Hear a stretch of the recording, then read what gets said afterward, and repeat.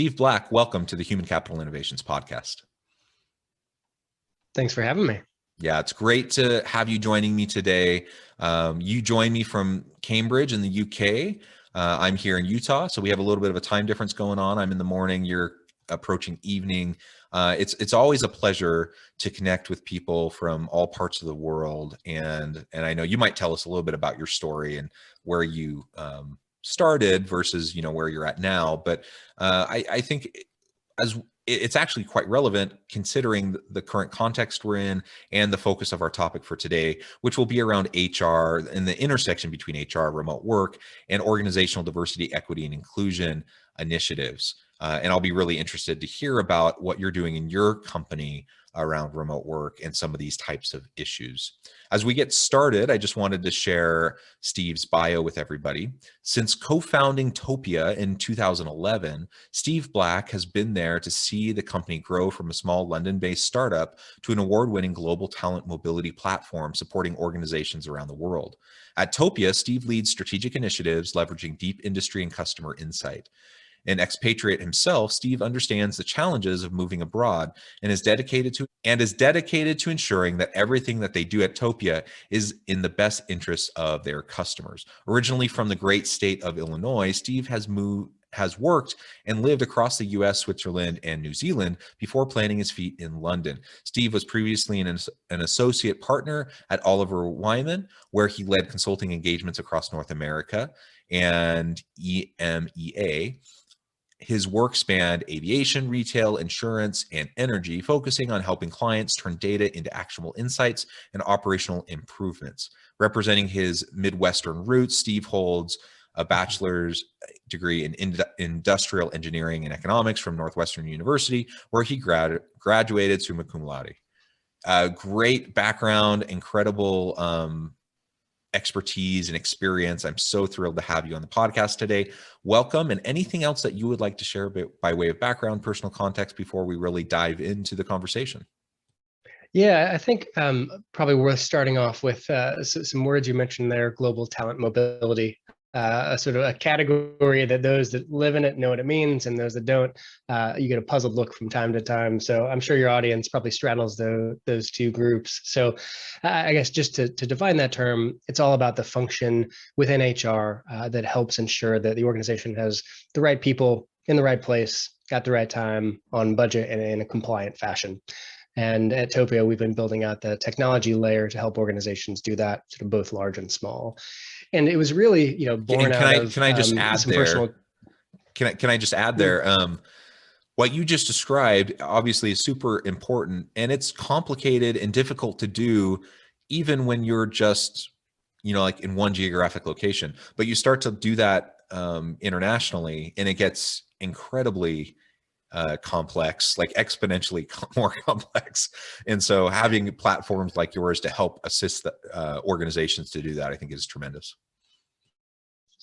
Yeah, and it was really born out of that. I guess the sort of genesis was out of personal pain, right? So while I'm in the UK these days, the accent's a dead giveaway. I'm not originally British, and so moved from Chicago over here back in 2007, and super exciting, right? Part of your life, a career opportunity to move halfway around the world and experience new culture and grow and all those things, and then sort of mired in this messy headache of, here's a PDF about London, here's some mess with your storage unit isn't big enough, and all the headaches that anybody who's moved, can talk about ad nauseum. So it's really been, a passion project to try and solve those headaches for the individual, but also for the organization. And if you can sort of do those both, I think it's amazing to see borders open and the opportunity for growth and development that comes with those experiences.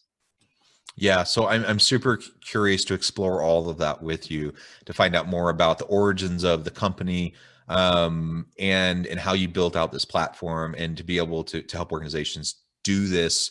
When we talk about a global labor force, where even more so now than it was even a year ago pre-pandemic, where companies have now been forced to move remote, and with managing virtual workforces, the geographic barriers to hiring have been all but eliminated for many organizations. And so if we're actually trying to compete for labor cross nationally, just dealing with all of the complexities around that's a tremendous challenge. So it'll be fun to explore that with you. So let's start. You already gave us a little bit of an overview about what you do in relation to your talent, your global talent mobility platform. Tell us a little bit more about the company and how it got started, and then you have this what's called the ADAPT survey. So I also want to learn a little bit more about that. So let's take those piece by piece, and then we'll go beyond there. Yeah, absolutely. So, from a company perspective, as we looked at the market and the challenges for individuals and organizations, we saw, and I think you alluded to, the mobility is a messy puzzle of historically pretty disconnected pieces, right? So to get from A to B, there's a number of different systems and processes inside an organization, payroll, IT, security, otherwise. Then there's a number of external participants, relocation vendor, somebody to help you find a new home, to find a school for your children, all those sorts of things. And historically, all of those worlds have been very fragmented, and it's meant that for the teams trying to manage this process, it's been heavy manual work, limited view of data and insight, and so it's in many organizations been far too reactive of a function rather than, I guess, proactive and more strategic.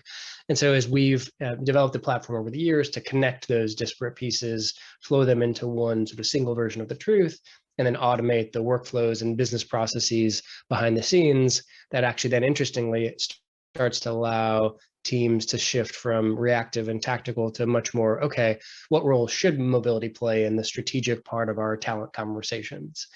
And to your point there, the last year has changed the conversation quite a bit. But it's, if anything, it's put more pressure on these teams and these functions to say, okay, hang on, now we can have people working from literally anywhere on earth and get the work done.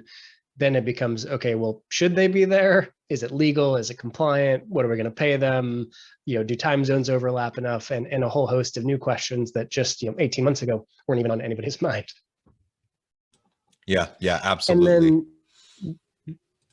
And then I was just going to your second point there, the ADAPT survey.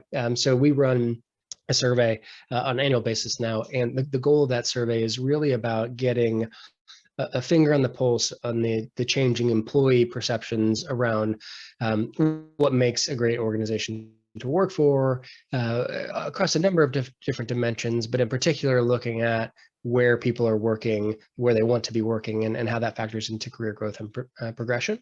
And then on the flip side, also making sure we sample a wide range of HR professionals within organizations to get their view, and oftentimes very aligned, but sometimes some interesting disconnects as well. And we were lucky enough to run our 2020 version and complete it right before COVID became a household name. So we had a nice clean snapshot of perception before COVID started, and then ran the most recent version in late December, early January of this year. And so we're able to draw some interesting insights on how perceptions have changed and what it means for this sort of new world of work that we're all talking about. Awesome. So let's dive into that a little bit, if you don't mind. What were some of the main findings from that survey, and some of the contrast points between, that snapshot pre-COVID to now we're December, January, we've been in this close to a year. And I've seen some other surveys over the similar time period, and there's been some dramatic shifts in attitudes and perception. So I'm really curious to see what you found. Yeah. So some things in there probably weren't too surprising, but good validation, and others were interesting and surprising. So to maybe pick out a couple of highlights. So one, 91% of the employees, and this was a survey of 1,250, I think it was, employees across the US and the UK, just from an audience perspective, really focused on knowledge workers and folks that have been working in an office setting beforehand. And of that group, 91% said that, hey, I should be able to work wherever I want as long as I get the job done, which in a way makes sense. We've all proven we can, like it or not, right? We've got cats and kids crawling all over our laps, and we're finding a way to get it done over the last year. And so we've skipped this, is it possible? It is. And actually, we probably have jumped past a couple of other questions around should you do it and where should you do it, which I'm sure we'll touch on. There's a big one, and I know a topic you wanted to touch on around diversity and inclusion. So 94% of the HR professionals said that remote work supports actually building a more diverse team. 83% agreed that teams of the future should be based on skill set rather than location, right? And across the board, large percentages, 80 plus, saying, hey, this shift to remote work, these requests for remote work or relocations for personal reasons rather than work are on the rise and are continue to become the norm. So those were all, I'd put those in a bucket of interesting, insightful, not too surprising specifically.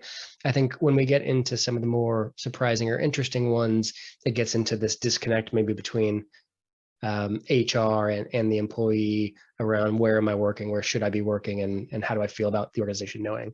So yeah, overall, lots of highlights, interesting splits by men and women and whatnot, but great to see the excitement and the passion for this future of work and the new world of work. But I think a lot of open questions still remain on, okay, I see the press headline which says I can work from anywhere, but what does that actually mean for HR, finance, or compliance teams within these organizations?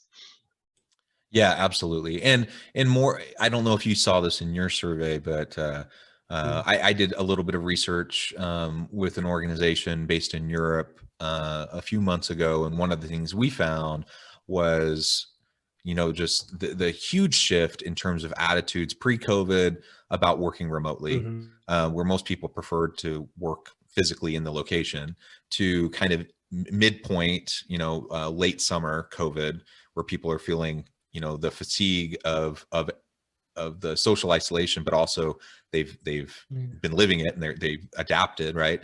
And people feeling like, yeah, this virtual work environment's been pretty good, and they want to continue to see that happening, to late fall, where the results were people were getting worn out from the virtual work, and they were really looking forward to more of a hybrid environment. They didn't want to give up the flexibility of kind of this virtual option, but they also missed being with their coworkers. They wanted to get back into the physical workspace. They recognize there are some limitations to only ever working together virtually in a collaborative sense. And so that kind of a shift has been really interesting. Have you seen anything like that in your data? Absolutely.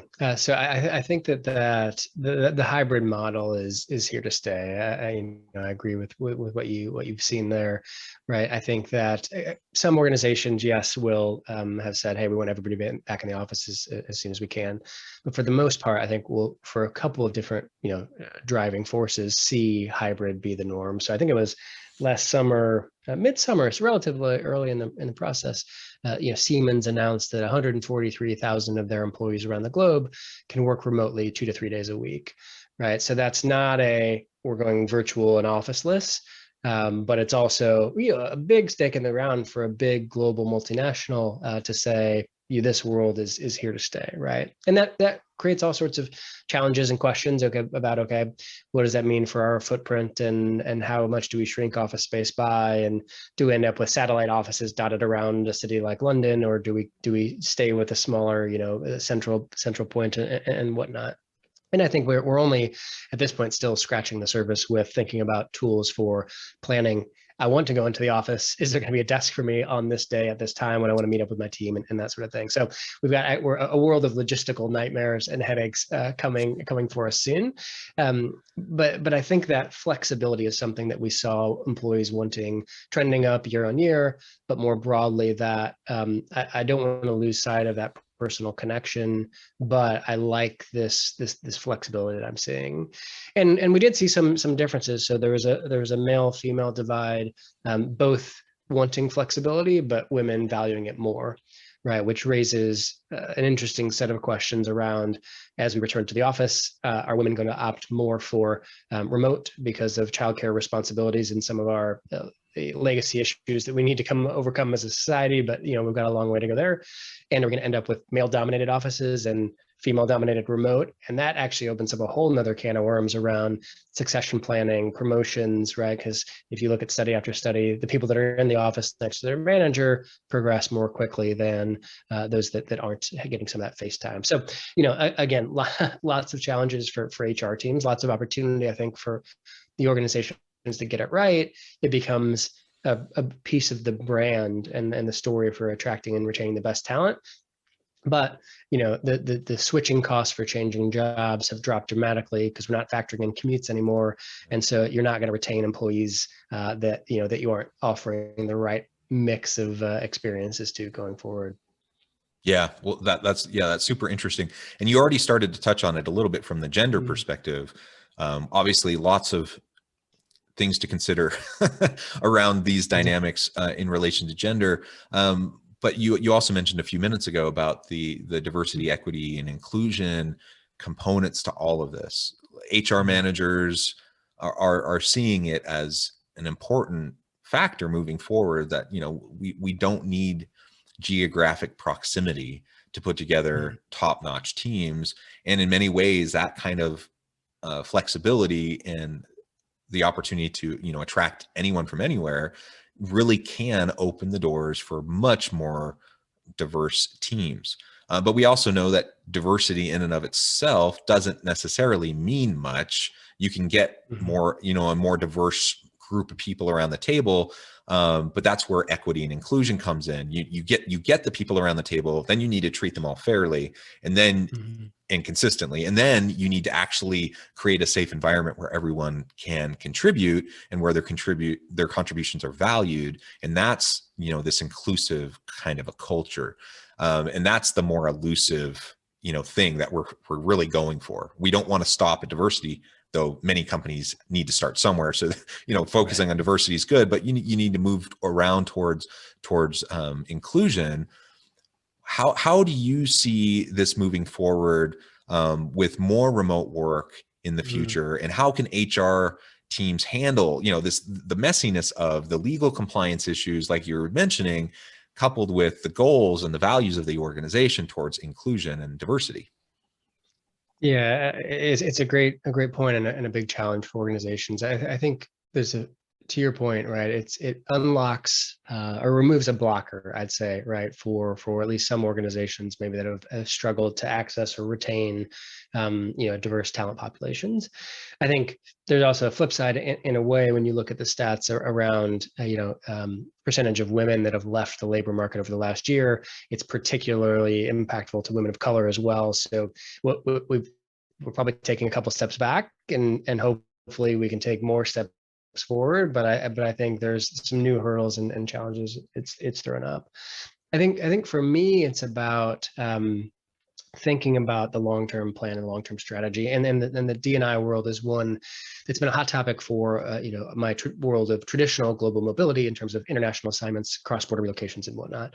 Because for the last 5-10 years, a lot of the conversation there has been, hey, we've done the analysis, and the population of people we're sending around the world is by and large senior white men, right? And the problem with that, actually, it's a problem in and of itself.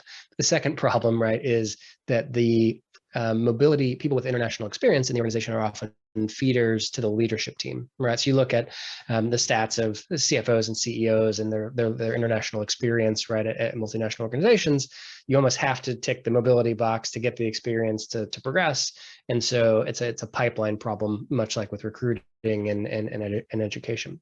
So I think organizations had been starting to make progress around how do we make sure that as part of the traditional mobility world, we're getting a diverse candidate pool. We're looking at analytics to understand if we have a challenge by region, by line manager, even by function, to solve the problem earlier on in the process. And I think that it's a similar thing here as it goes to remote work and flexible working. How do you make sure we have the data to understand and slice and dice it to see what the truth of the matter is? Are we taking advantage of these talent pools, or has it just become maybe a redistribution of the teams we have and the profiles we had before? So I think it comes with building that plan and trying to define a policy. And I was talking with some HR leaders recently. there are too many variables to define the policy for everyone, right? So you can't have a policy for women and men and women of color, and I mean you end up with so many combinations that it becomes overkill or impossible to administer, really. And so I think the question is, how do you design a policy which is flexible enough to adjust to varying needs, right? Whether it's childcare support, whether it's education, whether it's inclusion groups and like-minded folks within the organization to connect the dots, mentor, and those sorts of things.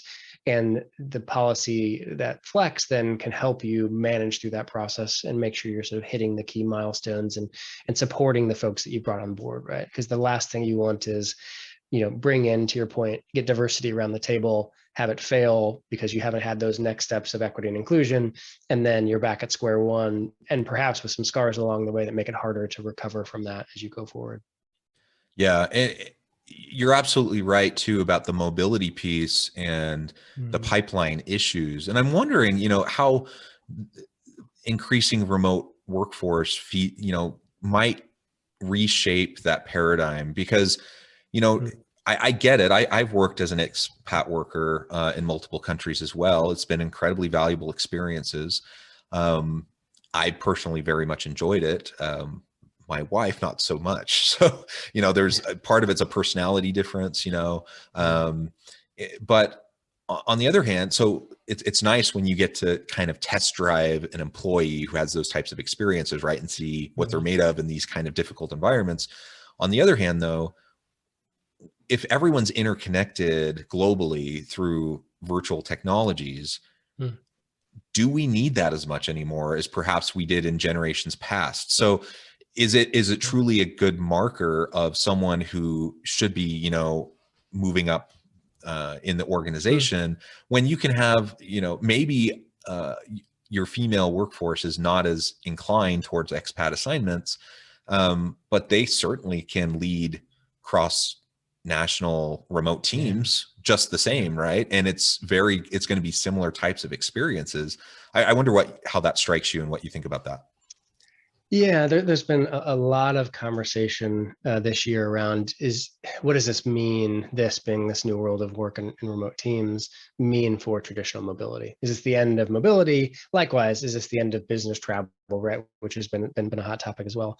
To hone in on the mobility one, I think there's a couple of interesting dimensions there. So one piece of the puzzle for me is what do you miss by not being there in person? Right. So, like I've had experiences working and managing cross-functional teams.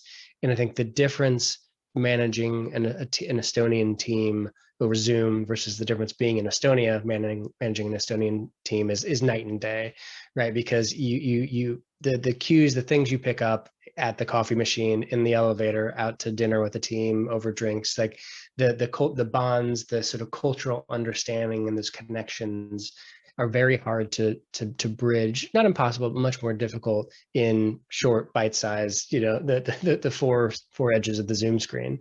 And so I think there's still, particularly that cultural understanding, influence, and ability to adapt to uncertain and new environments is a benefit that goes away if you're not there personally. I think the other piece, and one of the things we found from the survey, is there was only a marginal difference between men and women. I think it was 4 percentage points on willingness and interest to move abroad. So we have a situation. I expected there to be a bigger gap. We've talked about traditionally this sort of gap in desire, and I think what we're seeing is one, people, the desire to move across both groups has increased since before COVID. So it's not hey, I could just work remotely, I don't need to go anywhere. If anything, I think it's the flip side of, hey, I can stay connected to my network through Zoom because I haven't been able to see my friends and family for, much of a year, but I've connected to them in ways maybe I didn't before. Actually, now I'm a bit more comfortable going abroad for 3 months, 6 months, 2 years, getting that experience, staying connected over here and connecting those dots. So I think that the desire is there and actually increasing somewhat counterintuitively. But the question for me then is how and when does desire translate to actual behavior, right? And oftentimes we'll see a drop off for a number of different reasons. Sometimes it's that confidence of applying for the position. Sometimes it's sort of systemic issues and barriers built within an organization, sometimes cultural and otherwise. But the positive thing for me is the level of excitement and interest is only increasing. And so now I think it's about how do organizations think about those talent deployment models, whether it's a traditional assignment, whether it's a short-term thing, or to your point, some new tools in the bag of maybe I'm going to manage a global team from my location and travel there a couple of times a year instead of living there and coming home a few times a year. So I think we'll see more complex, unique models, which are great because they open up opportunities and doors that didn't exist before. But if I'm an HR, my head is sort of exploding with the complexity that's coming my way of, okay, who can do what where legally, and what do I need to manage that process? That's a new challenge that for most organizations was a pretty small population, pre this new world of work. Yeah, fascinating conversation. You're in the trenches dealing with all this. It's so interesting, and I really appreciate you sharing all of your insights with listeners today. As we wrap up today, I did want to give you a chance to share with listeners how they can get connected with you, find out more about you and your business, and then give us the last word on the topic for today. Absolutely. So you can find us at topia.com, TOPIA, where we've got the full ADAPT survey in all its glory. It gets into some pretty interesting and meaty topics around where people are working and the compliance sort of risks and challenges there. I think, for me, the opportunity is boundless. It's a really exciting time to be in HR and specifically in HR tech. New challenges are popping up every day for organizations. And so we're excited to partner with them on that journey to help through that. So I appreciate you taking the opportunity to chat with me today. And anybody's free to reach out and ping me directly, steve@topia.com, or find us on our website and we'll go from there. Wonderful. Thank you, Steve. It has been a real pleasure. I've found this to be a fascinating conversation, and I look forward to having future conversations with you. I encourage listeners to reach out, get connected with Steve, find out more about him and what Topia can do to help you and your organization. And as always, I hope everyone can stay healthy and safe, that you can find meaning and purpose at work each and every day. And I hope you all have a great week.